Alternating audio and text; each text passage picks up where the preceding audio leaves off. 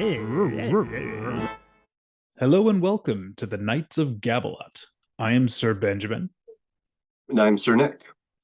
and we're here to gab your ears off over about whatever we like. And right now, that is Alien Earth. Final thoughts, how we could have made it better, and Yeah, see because and season two oh predictions. yeah, because we suffered through 8 episodes. I suffered through it twice. You're a better man than I. Never mind. I'm not going to say I was going to say. There's so many other things I'd rather do than that. Just I will likely never watch that dog crap again. Now, Never. could I see myself watching individual episodes? Yes, I could maybe. And I think the only one would be the one on the not Nostromo when bugs are getting out. Actually, no, I don't think I'd even bother with that. Everyone's too stupid, too dumb on that ship too. Nope, Everyone's no. really dumb. Yeah, everyone's just Everyone's really really dumb. dumb. Yeah, That really episode dumb. frustrated me the most. It wasn't the worst episode, not by far, No. but it had the potential to be a great episode of television. Mhm. And it ended up just being exactly what it was. Watch that episode if you so choose. Just We looking want over. to talk about what we would do to make Alien Earth better. Well, I was just gonna quickly share with another final thought that Oh, I alluded to in the previous that's right. episode. I'll try not to get too No, long-winded.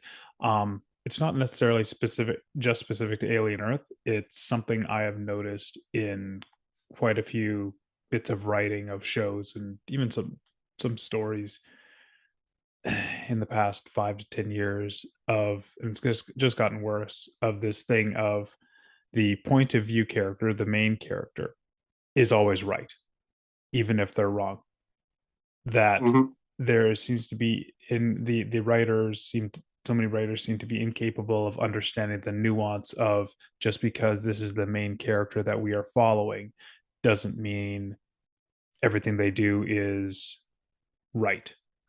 Sorry, how right. do I put it? Or not necessarily right. Sorry, is I had it's funny, I had the word earlier. It's like even when they do something that is morally wrong, but because they are the main character, it's okay. And they're on a moral high horse and everything. And I know we don't have a whole lot of examples of Wendy doing something egregiously evil, but there's just moments that smack of it that like hint towards her being capable of doing something even more bad or evil. I mean, But I honestly, the scene where she lets the Xeno out of its containment cage mhm, and it just slaughters all those innocent people, yeah. that was evil. That wasn't evil adjacent. That wasn't, oh, slap on the wrist. Mhm, That was bad. That's what the bad guys do. yeah. Now, if the room was filled with bad guys, if Boy Cavalier was in there, Mhm, I would have been like, woo, about frickin' time. You mean we don't have mhm. to listen to Peter Pan being read by an adult pretender? That would be awesome. No, she went from being whatever the show's idea was of a like a moral center Mhm, um, to being just outright bad. yeah. And then when she follows that up with that cringy friggin' speech that she gives to her brother Joe, why? Why did you attack Nibs? Why'd you do that? Oh, I don't know. Maybe because she was tearing his frickin' jaw off. Mhm. Just a thought. And the fact that he's just such a wimpy little sack of turds, pardon my French, he didn't even stand up for himself properly. He was just like, oh, it bothered me so much. Like, get a spine.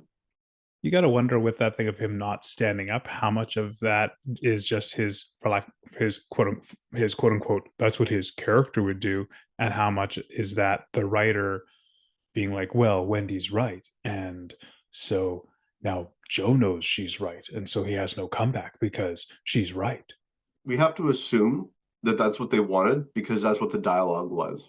Yeah, yeah. I see that's another thing that I've noticed is you can't tell if the writer knows that their main character is doing something bad and just showing them as someone who, as a character who, let's face it, like, yeah, when a character does something evil or bad, there's many times they are the main character of their own story, and in their mind they're doing something that's Yeah. is good because it helps them, kind of thing, right? And we don't know if the writer intended it to be a message to the audience of like, oh, it's okay because they're the main character, or Yeah.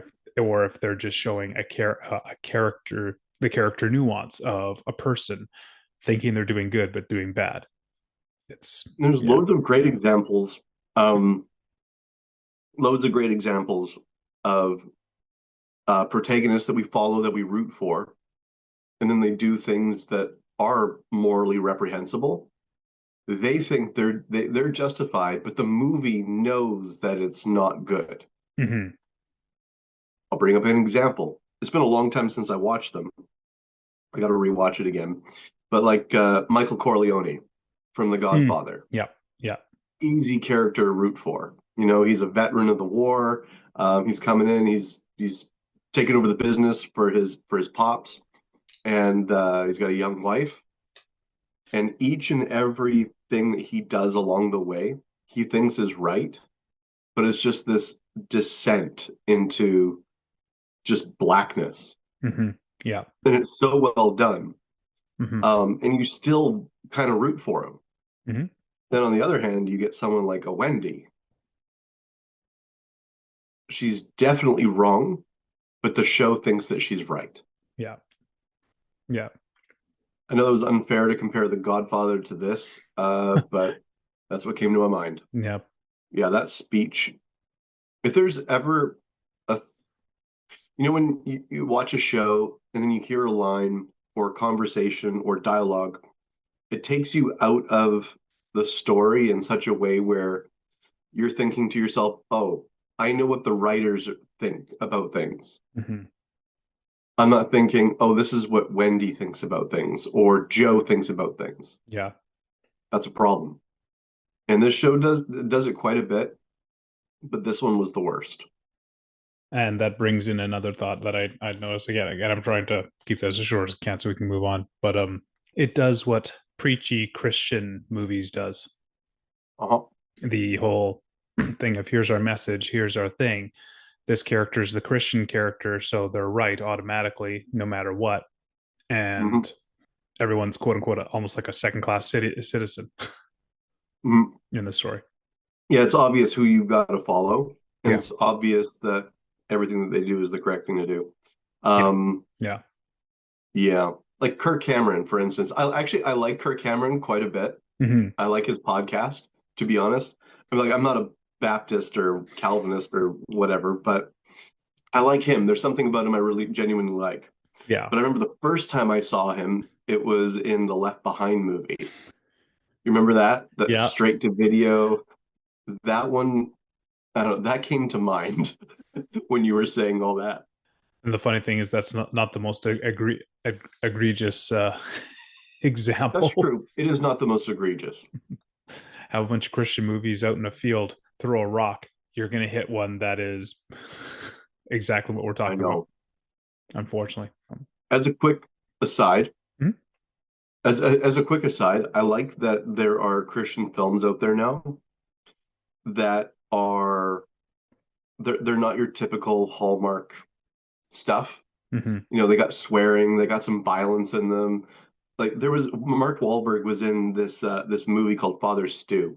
Watch Father Stew. It's Okay. about this boxer who becomes a Catholic priest. It's based off of a true story. Okay. And Mel Gibson directs it and plays his dad. No, no, no. Mel Gibson's daughter-in-law directs it. Okay.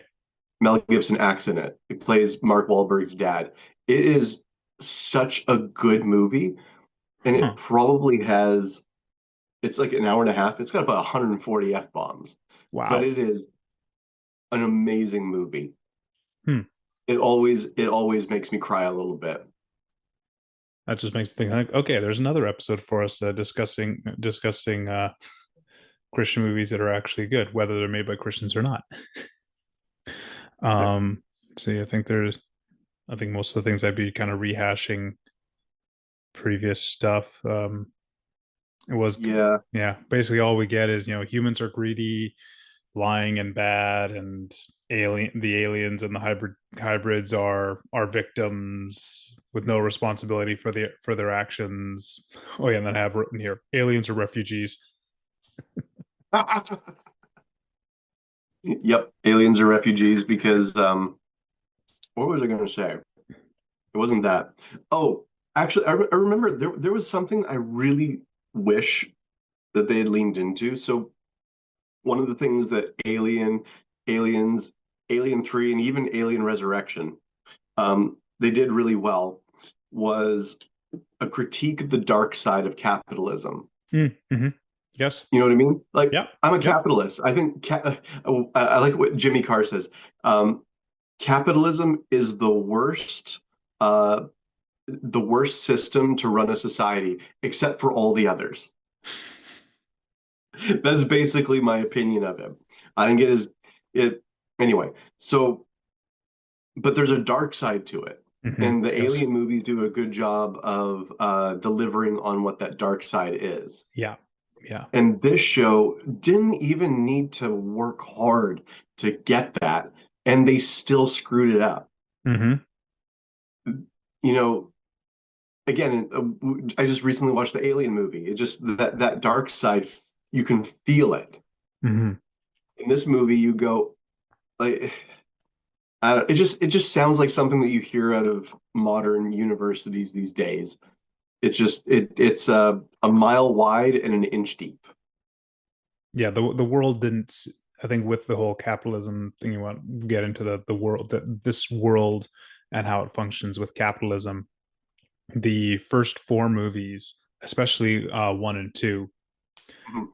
it felt so much deeper. It felt like there was some that you could be like, oh, how does this work? Oh, interesting. Okay, what's deeper here? And you got this feeling that there's what people would say and do, but it always felt there was something deeper to how the world functions economically and all that and whatnot. There felt like there was depth. Here, it didn't feel like that at all. It just felt like capitalism bad. Which fair. You want to do a story about like capitalism being bad? Go for it. But I mean, yeah, give us there's some depth for how this world still functions, other than everything about it is bad. Just everything is just all of it is bad. Just everything about it is bad. Well, show us more. you know, Give us some more stuff. I mean, you got in the first Alien, you got the other guys trying to get a bit better share of the profits when they're repairing the ship by making it look like the ship's more beat up than it is and whatnot, and abusing the system and everything. And then classic. right, yeah, right, right, and then you've got like Burke, obviously from Aliens, trying to, as Ripley says, screw other people over for a percentage. Um, Mhm. no, there's all kinds of Which little is, you things. think they're bad? You don't see them screwing each other over for a percentage. Yeah, right. Yeah, great line. Which I think this show It's was. such a good line. It's like this show was trying to do that with the whole, like her. Oh yes, like Wendy's whole speech about humans basically being greedy, evil pricks. I think that's what they were Yeah, trying to do with Wendy here, but it just did not work. yeah, because her character initially, I liked her character for the first 5 episodes. Mm-hmm. Yep. Me too. Um, I thought she was not written very well, but that's pretty on par for most of the characters. I think Sydney Chandler did a really good job of channeling that child in an adult body, Mm-hmm. Mm-hmm. and she maintained that innocence of a child up until those episodes. Yeah. And then suddenly she was a bit, not entirely, but a bit of a different character. And that irritates me so bad. It's not that, like, sometimes something happens to a character, and it changes them, but they're still them. Mm-hmm. It just, I wasn't convinced.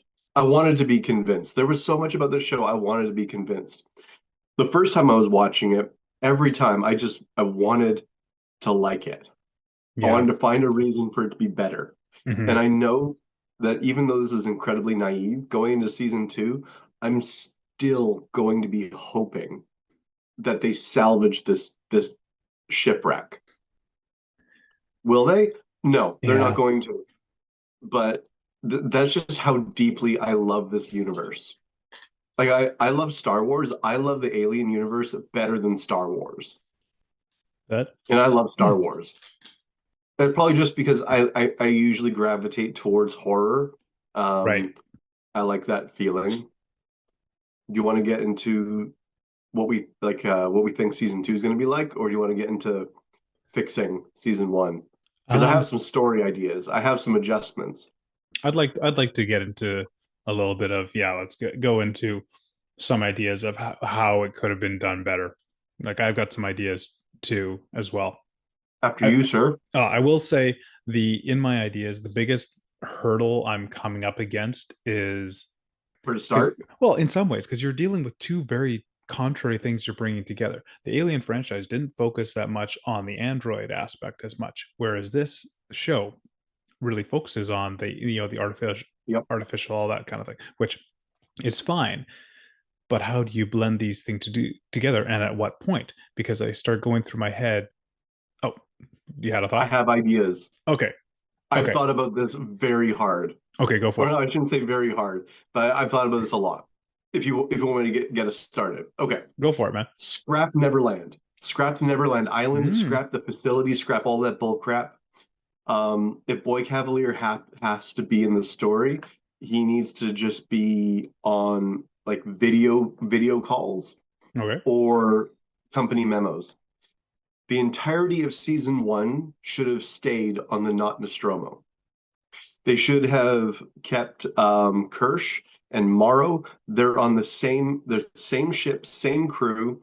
Obviously, one of them needs to be the inside guy, otherwise it's not an alien show. Okay. Hmm. But they need to be rivals with each other. That worked really well. Hmm. And you can integrate the whole hybrid element. Um, plenty of like, all right, we have these what do you call them? Frick, what's the word? Prototypes. Hmm. We got Wendy. We call them the Lost Boys. Actually, no, forget it. Scrap all the Peter Pan terminology. Screw it. We're adults here. Okay. And so you can keep Wendy. You can even keep I'll just say the Lost Boys just because we know what that is. Yeah. And kind of divide them up over the length of that big ass ship that they have. And then you could focus on those different pockets, those tiny little plot lines and stories, and weave them together as the alien threat progressively gets worse. Mm. So yes, it would be a little bit in the format of Alien One, where you're on the ship and Hmm. it could be a bit of a slasher for sure. But because it's a TV show, you can really branch out, world building, all of that. Hmm. Even keep the crew, just freaking get someone who knows how to write without using ChatGPT. Don't give everybody a weird little quirk. It was like they looked at Brett from Alien One. They go, right. He was, hey, you always say right when he tells you to do something? Right. Like that's a funny quirk. That's awesome. They Hmm. were like, great. Everybody needs to have a quirk. This lady doesn't know how to drink water properly. This guy smokes and doesn't wash his hands or put a thing over his face when he does surgery. Okay, this guy's really, really, really creepy, and he really tries hard looking at the cryo sleep lady. Everybody has this weird quirk. Stop. Okay. Um, so okay, keep the creatures, keep the aliens. And because they were actually they were fun, like Hmm. ceiling vagina monster, eyeball monster, Xeno, cool, great. Those are fun.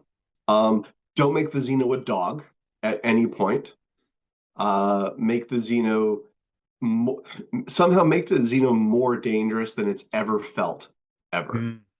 And no, that doesn't meaning that it can just thrash six guys in a split second. Not believable. Sorry. Um, right. So you add ship intrigue. relationship intrigue, and of course, inside guy stuff. And then as the show is kind of coming to a head, keep Kirsch and Morrow as the primary characters. Hmm. Hmm. Wendy is a secondary character who we don't actually know where her allegiances lie. That would be interesting. So everything Hmm. that Morrow was trying to do with Slightly, which was turn him, do that with Wendy, but make it Ooh. smart and have Slightly die in a fire explosion very early on, along with Smee, because they don't know how to act like kids in adult bodies. And that's that's kind of what I got right now. I don't think I was trying to go as drastic. I was kind of going through my head. I was like, forget surgery. Here's my chainsaw. Yeah, you're Don't just mind the blood. it's like, okay, I'm going to take this, this, and this, and throw the rest out. No, I was trying. Forget about Neverland.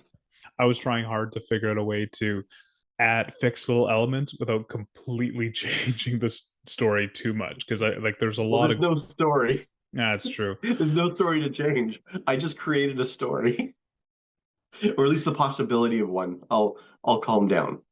I think what's difficult here is there's like there yeah there's a lot of really good ideas and they're so haphazardly botched all together and not even explored. And now I'm trying to figure out how to make it work. Like in my head, I was trying to think of like, okay, like what I said before, trying to melt these two things together, and I was like, okay, where do I start? Do I start on the like because narratively in my head, the way I was kind of looking at it, I was like, man, as a story, I think it would work a lot better to still start with the kids and everything, and you don't see the ship until like episode 3, 2 or 3, and I'll say say why. But the problem I run into is that's going to PO the Alien fans because they're here for Alien Earth. They're here for Alien, and Yeah, if they don't see I would put myself in that camp. exactly, and if and I would agree too. Like if we don't see the Alien by the end of episode 1, or at least the beginning of some point in episode,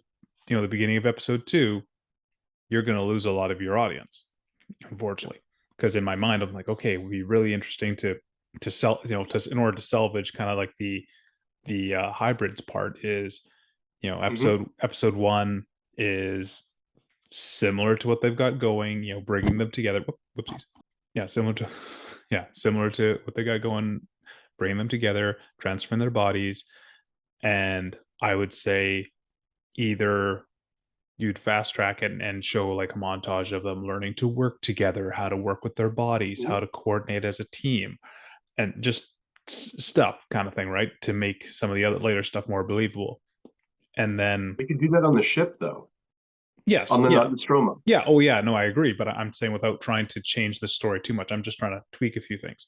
Um, and then, when the with the ship, and then you have some little scenes of like Boy Cavalier in some kind of communication or whatnot here and there, and it's hinting at something. And then you have them at a function where Boy Cavalier has them at this facility where the plan is like, hey, I'm gonna introduce them to some of our higher ups that can get a little sneak peek of what we've been working on before we really show it off. Hmm. This ship crashes there, and that's how they end. And then as they're trying to get out of there, Kirsch then gets information from Boy Cavalier to get involved with it. Just it puts. I know it's still stupid, but I think it gets them onto the scene with them being in that scenario Hmm. with the rescue and everything. I think it's less dumb than what you get. And Yeah. then you get they get collect the aliens and whatnot. I had a couple other ideas of just you build up the whole Boy Cavalier communication with the ship, and then you find out a bit more of like, oh, this wasn't an accident, this was intentional. Da, da, da, da. But yeah, there's still such a mess that I'm trying to think of any other ideas I had. It was, to be honest, it was hard to come up with ways of fixing this without revamping the entire story.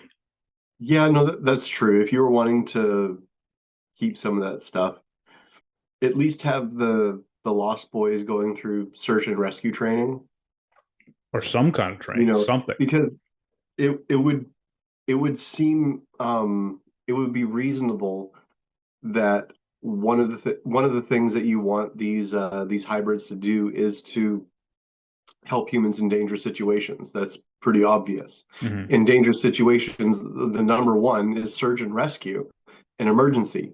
Hmm. So if instead of them treating the facility like it's some sort of a daddy daycare, you could really go into some morally uh, dark territory Hmm. by immediately putting them through desensitization for like search and rescue. Hmm. These are things that you can expect to find. This is what a dismembered torso or a severed torso looks like. This is what a severed leg looks like. This is Hmm. what you do to help survive. Because one of the things that a lot of emergency personnel have to do is get desensitized. If the show already knows that they're going to send them into a search and rescue situation, but not prepare them at all, it would I would try to find a way to make it so that way when they do go on the search and rescue, it Hmm. feels plausible. It doesn't just feel like, oh, that's just what the show needed to happen. Because the way that it happens is so lazy. I know that they use Boy Cavalier, he's supposed to be this cowboy. He's a retard. He's like he's just it just doesn't none of it works. No.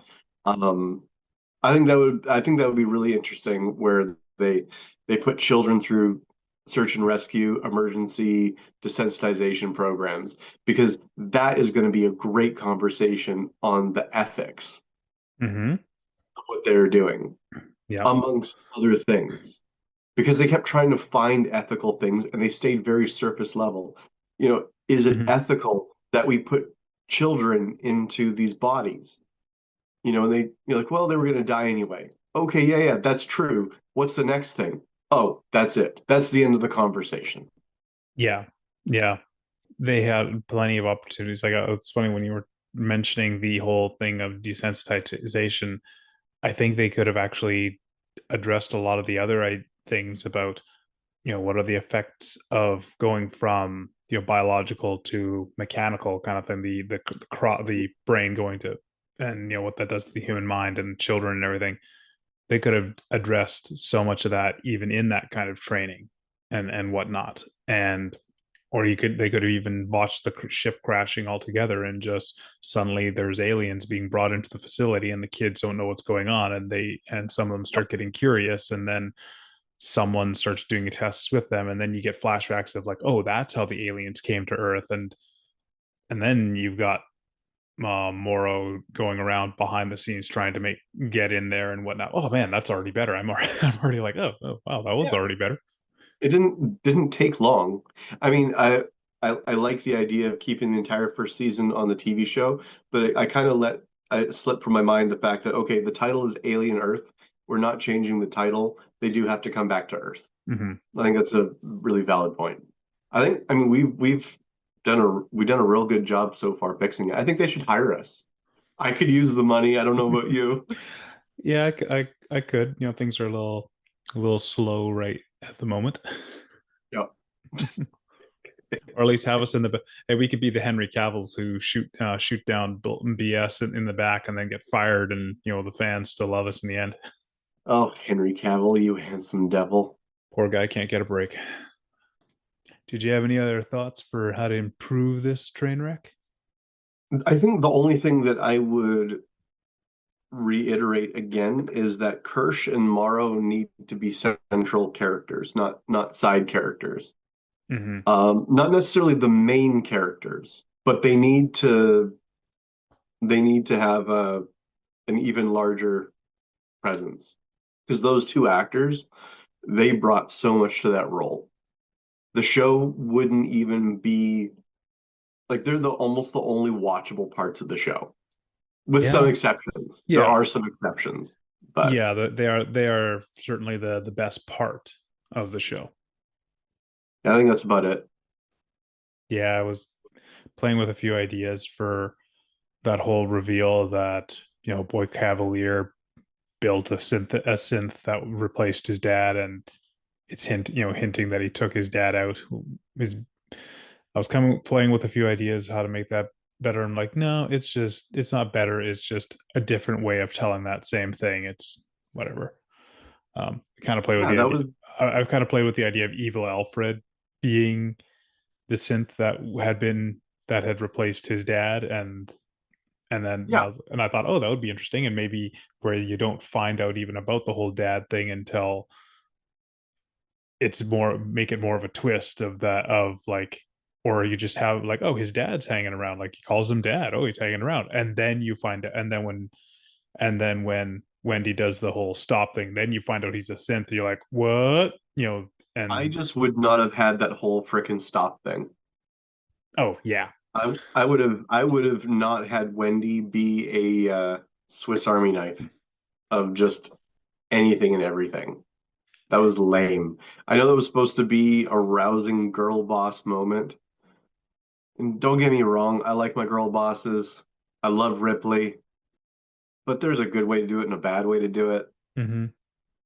Mm, I've belabored that point. This Unless you have any other thoughts, it kind of leads into some predictions I have for or suspicions I have for the next season. Let's do it. So I began thinking about, like, so many of how there's so many of these there's other franchises that have done the prequel route, and they try to tie it into the future stuff as being far more substantial. Well, okay, I'll just, rather than just trying to use highfalutin words, I'll just say it. I think what they're going to do is try to make this Alien Earth have a far more far-reaching effect on specifically the first Alien movie, and I Oh, think 100%. I think it's going to be. I suspect that with the way that they're framing the alien as a victim in this, as well as Wendy and the other hybrids, I have a funny feeling there's going to be some kind of thing where they're going to try to color the alien, alien in the xenomorph in Alien and Aliens as more sympathetic, Oh possibly gosh, I sure hope not. possibly even going. I even thought of like, oh, possibly even going to the point of maybe even making Ash a sympathetic character, that perhaps part of the whole, we're going to rule thing that Wendy says is going to culminate with her finding out somehow that Weyland-Yutani is still going to try to abuse more aliens and remove them from their habitat. And so she's going to somehow get a transmission out there and, with her hacking powers, control Ash to try to stop the xenomorph. And the whole reason why Ash kind of goes kind of wonky and attacks Ripley is actually because when he's trying to fight Wendy's influence, and she's influencing him, and he's gonna try to stop them all from abusing the poor perfect organism, and blah blah blah blah. I I'm really hoping that's not true, but I really hope it's not You know true. what? That was dumber than what I was thinking, but I think it's not outside of what they would do. Like, I'm not saying that you're dumb. No, no, I I know think, okay, it's dumb enough that they would do it. it's dumb enough that they would do it. My first note was, I think as far as the whole, that end line, what do we do now? We rule. I think they're going to walk that back.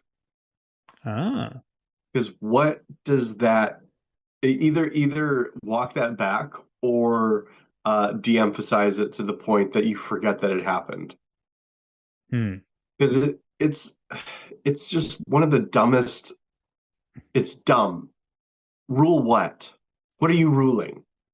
Because at no point in the show at all was there ever any inclination that any of the Lost Boys gave towards ruling anything, overthrowing anything, becoming a power structure of anything.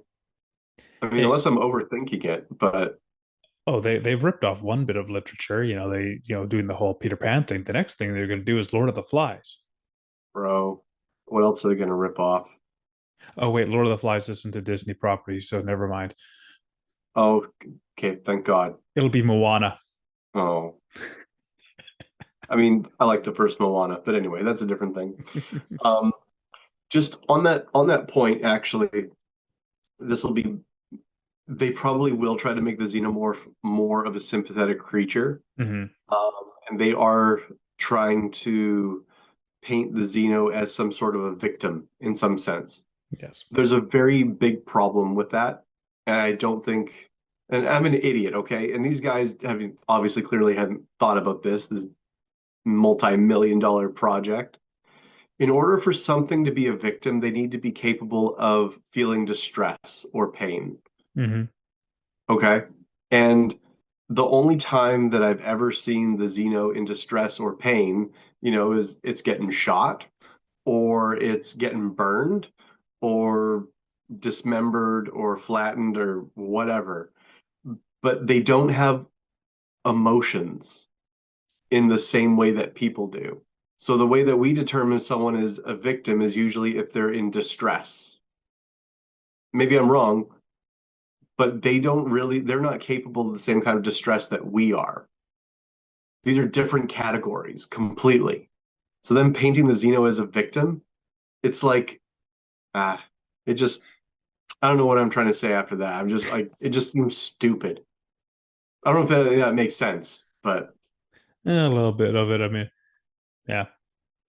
it's, I will admit, agree. Yeah, it does. It's it, the whole thing of like distress and everything that definitely runs into the whole thing of like societal structure and evolution and just how we perceive things and emotion and all that.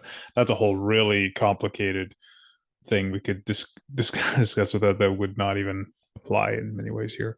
well, Um, that's one of the things just with the character of the alien. If I remember correctly, the first Alien movie was in part inspired by Lovecraft's At the Mountain of Madness, but it's just yeah, in but space. yeah. And the xenomorph is it's supposed to be this otherworldly thing that we do not know what to do with. Visually, we don't know what to do with. How it functions, how it works, how it lives. It's so actually alien Hmm. to us. We can't help but feel fear, distress, loss, madness. That would be like you've read At the Mountains of Madness, right? A while back. It's been a while. Yeah. I can't remember if I actually finished it. No, I did. It's been a while. It would be like the main character once he finds I think it's the elder ones or the old ones, um, and he finds them, and just as he's going mad, he finds out that they have a tragic backstory, and we need to let them get illegally into the country. Stupid. I was gonna make another ice joke, but I'm not gonna do it. Ice in a Yeah, tank. I'm done. yeah. I like some ice with my depends on on the whiskey, but I don't mind a little ice. Go for a nice whiskey. Actually, so could I. I'm trying to think of some other predictions. I was thinking like there's Well, stuff. what do you think's gonna happen with Kirsch? Right? So Kirsch's back is broken. It's going to Hmm. be probably repaired. My guess actually is just like what happened with Nibs, where Nibs gets shot, and the way that it's filmed is in that at the end of that episode seven, it's clear that she died. Hmm. It's very clear that's what happened. And in the beginning of episode eight, no issues, like Hmm. it never happened. Yeah, I think that's what's going to happen with Kirsch.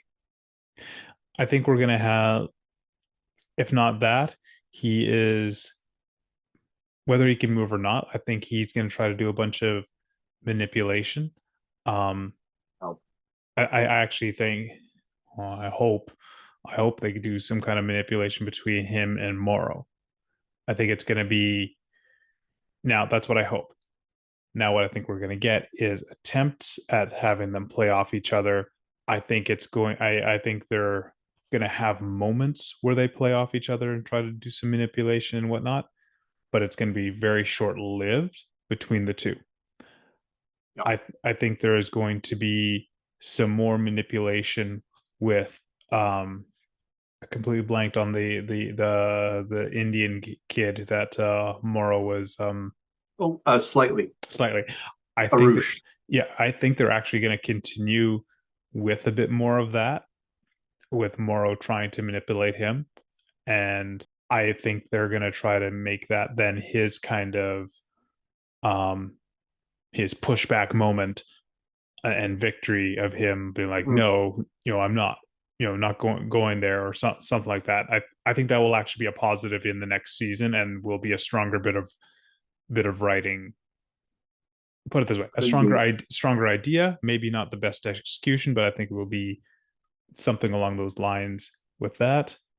Do you think the writers and the director are going to take the criticisms that the show has received seriously?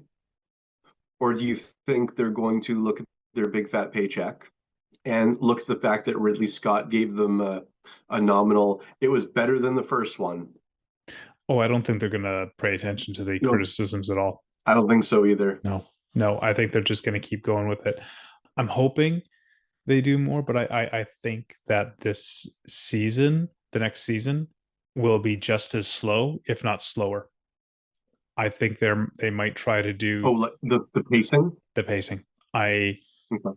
I mean, unless I'm hoping I'm wrong, and I think it's partially because I'm having a hard time trying to think of like, okay, how do you go from here without counteracting, future stuff, which is my problem. I'm my brain's still going into how do we fit this into the timeline succinctly. Um, I don't know how to do it either. Yeah, so Uh, in my mind is like, okay, so they're probably going to have the entire show on the island, and it's going to be a back and forth of Weyland-Yutani wanting to come on, and them not being able to do it, and there's all going to be shenanigans, and someone's going to say, let's nuke the site from orbit. Someone will say that. I really think so, or someone is going to in Weyland-Yutani is going to say something those lines or something similar because we have to have some kind of a callback. Um, mhm. yeah, I'm not sure exactly where they're gonna all go with this. Should have had Do another you idea. do you think that they're gonna at some point, because they've already blended Blade Runner Hmm. with Alien in Hmm. this very clearly. Yeah.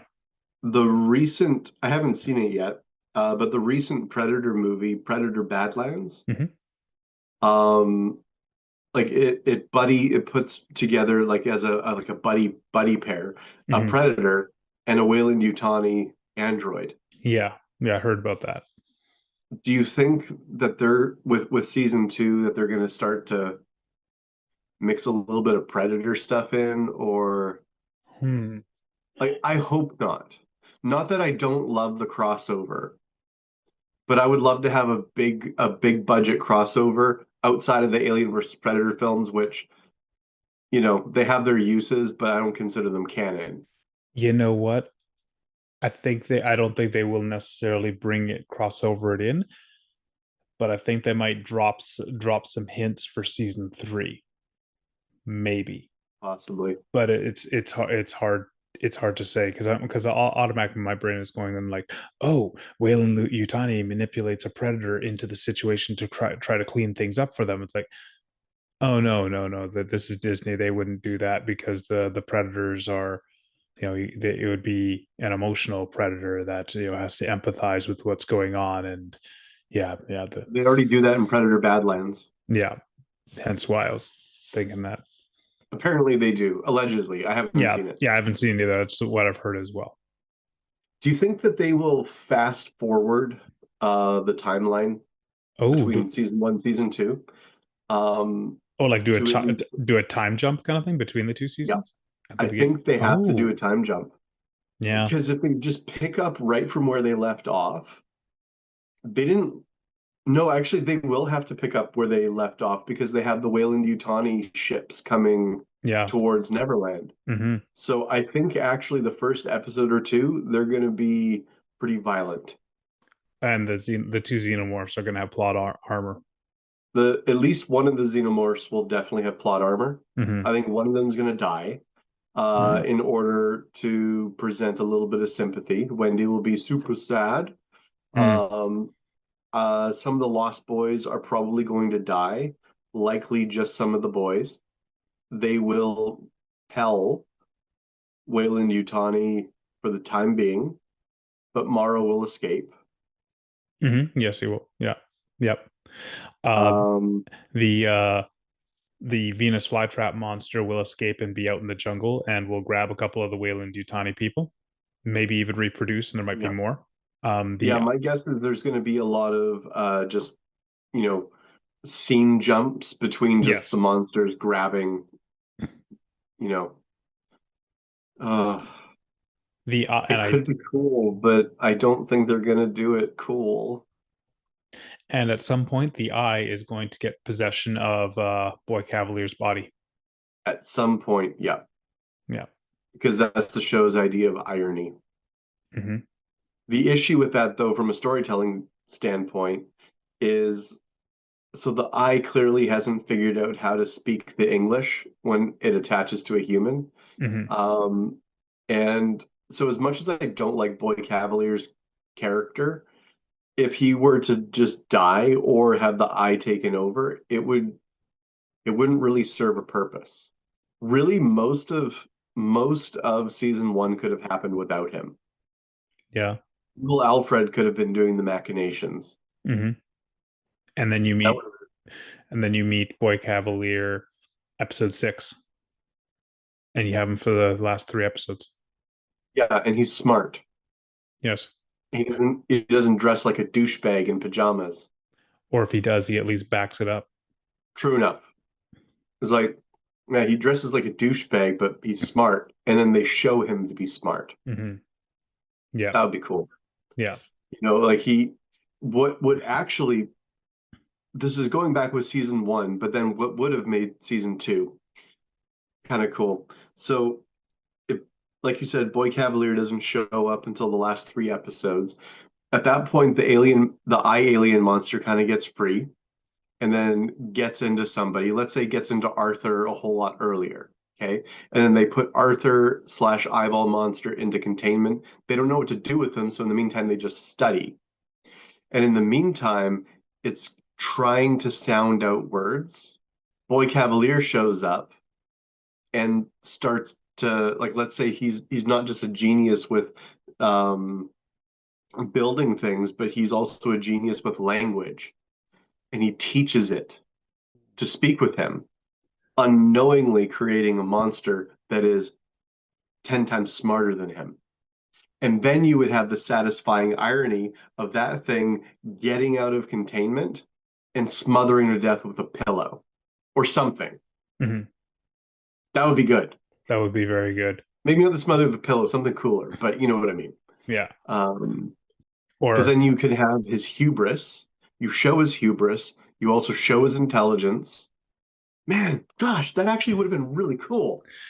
this show had That so would yeah, make for some yeah. great drama, especially if they had done so. I know we're going back into how we fix Alien season one, uh, but if they really do a better job of making Dom Sylvia and Arthur's relationship feel like more than just a scripted thing, Mm. like I think those two they acted fine, but just they didn't. I never believed that they were actually married. Um, Yeah, but if close they did it, close colleagues, but yeah. yeah, I didn't even realize that they were married until they were like, "When I come home, I'll make you supper." Whatever.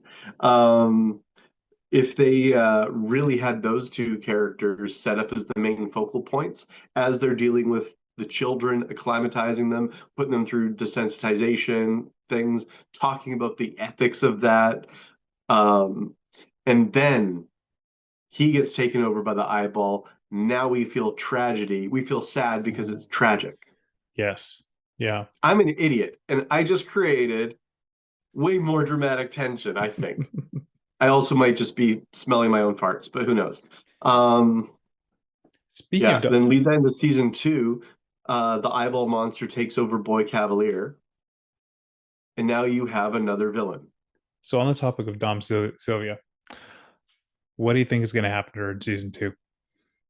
or do you think she's just going to be one of those characters who's just there and they don't do anything with her and she gets killed? Either they do nothing with her, or she's just gonna die in the most just hand wavy way possible. Sometimes it's really annoying, especially with a long-standing TV show, of which this is not and probably will never be, where it's a long-standing character. They're not a main character, but they're still like a character there, and then they just die all of a sudden with no preamble. It feels so wrong. I feel like they will do that with her. Because look at where they have them set up. They have them all grounded. All the adults are grounded. They're in the cage and they're shaking their finger at them and you know what are they going to do with all of that? Because that scene, it doesn't work. I don't think it works. It doesn't work for me. No, no. But it only works as a symbol. Where do you go from there? Well, you don't know Yeah. where you go from there because you know what they were trying to do with that symbol, which was just say, all right, the real adults are in the room now, which doesn't work because they're still freaking children. Hmm. The issue is that I feel like they've taken a shotgun and they've shot both their feet off and they still want to do a full, like an encore dance. That's actually a very apt description because I feel the same way. Like with trying to predict what's going to happen next is really hard because they didn't leave much really to What work I to work with. what I would love to see, and believe me, if this happens, I will sing its praises. If season two comes along and it becomes one of the best like seasons of television ever, I will be so happy. If they pull it off, that they pull the impossible off, I'm a believer. I don't think they will, but if they do, I'd love to see it because I don't know where they would go from there. But I think they will definitely be integrating the Nostromo later on. I think at some point there will be a time jump. Hmm. Because this is 2 years before the Nostromo. So at some point, I thought it was 1 year, but I guess actually really doesn't matter. A year or 2 years, I'm not sure. I was just looking it up on the Google. On the Google, it's set in 2120, 2 years before the original Oh, film. 2 years. Okay, my bad. Yeah. I, So they're going to integrate that. That's going to become, my guess is they will try to integrate it more concretely rather than just, oh, the Nostromo went lost. It became went lost. Good English, Nick. It became lost and we don't know what happened. Like, okay, that's just a periphery little note to link the two stories. Okay, mhm. fair enough. I feel like they're going to try to do a way to more directly tie it. Yeah. I don't know what that could be. I was thinking earlier how ridiculous it would be. I could see them trying. I just don't understand how they would do it. If they try to link Wendy and the Lost Boys to the engineer that they find in the on LV-426 when they Oh, first find, you know what I mean? yeah, yeah, yeah. They've already dealt with that backstory already in Prometheus to varying degrees of success or not so much. I could see them trying to tie that together. Not because I think that there's a direct and obvious link, but just because that's a focal point in Alien and they want to be Alien so bad. Though on a side note, they don't actually tie explain exactly. Like all we know is that that pilot was an engineer. Because the Prometheus doesn't necessarily explain it because Prometheus was on a different planet. I think it was LV-423. I think I don't remember, but it was different. it was the same species though. Yes, yes, Yeah, they well, yeah. yeah, no, they're different ships. Okay, I'm okay, not saying they're the exact same ships, right. Okay, but they're just the engineers. yeah, yeah, yeah, yeah. Okay, Yeah, so I want to make sure we're on the same page of that one. yeah. Just as a side note, actually, what would have been really cool, uh, I forgot, I always forget about this until I rewatch it. In Alien, when Kane goes into that ship on LV-426 and they find the engineer, Hmm. it's basically become fossilized, right? Yeah. and it had been chest bursted very Hmm. clearly. Yes. I want to know what that's like because we know that the alien takes on the genetic properties, at least in part, of the host. Yeah. It would be really cool if they could somehow figure out how to tie that in. I Mm. don't know how. I mean, they could have done that with Prometheus, and that I guess maybe they kind of did with Prometheus. Oh, with the protomorph, I think it was called. There was a protomorph, yeah, but then they didn't do anything with it. Also, it wasn't necessarily a face hugger. It was it's called a trilobite in the fandom. Good point. So it wasn't 100%. Um, yeah, there's Good a whole point. but we could do a whole bunch of discussion about theories and whatnot with that. That's a whole other episode.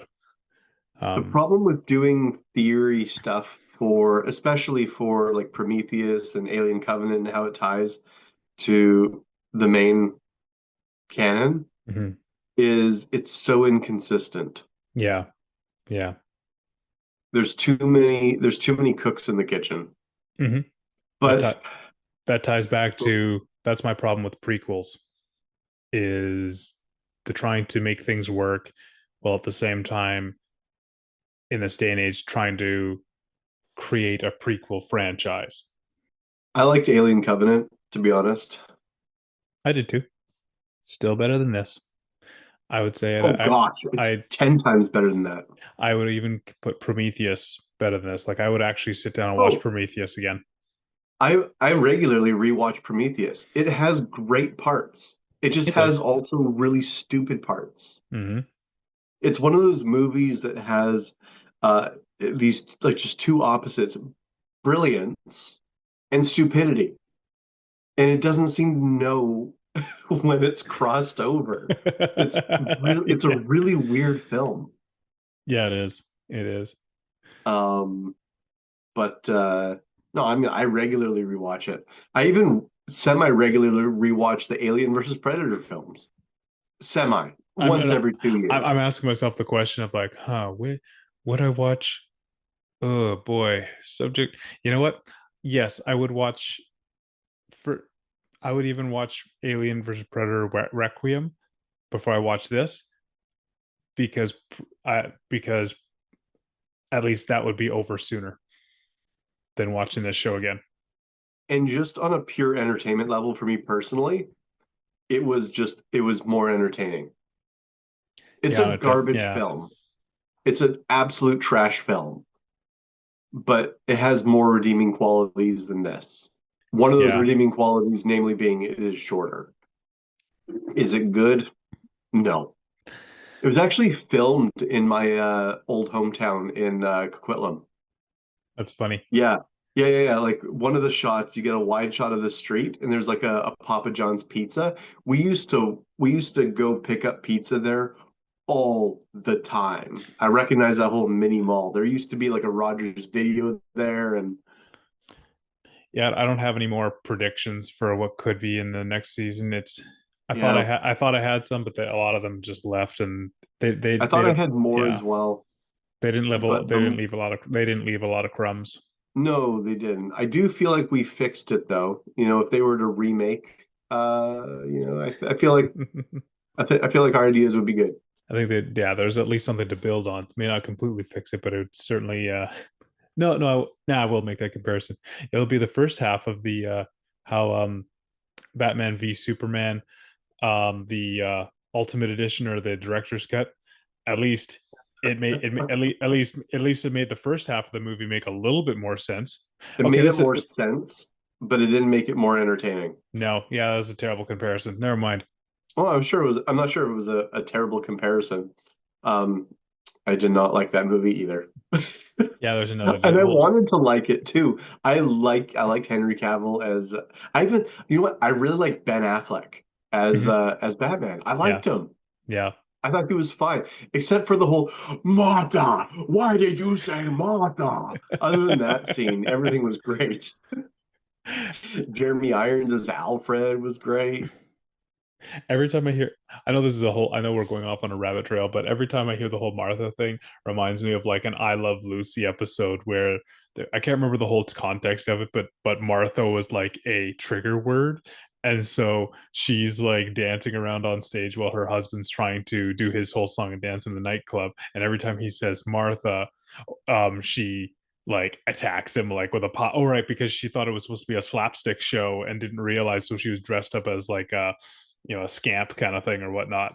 And so every time she hears the word Martha, she's like attacking with a pie or just different things. It's so anytime I think of that the scene with Ben Affleck saying Martha, I think of My dad.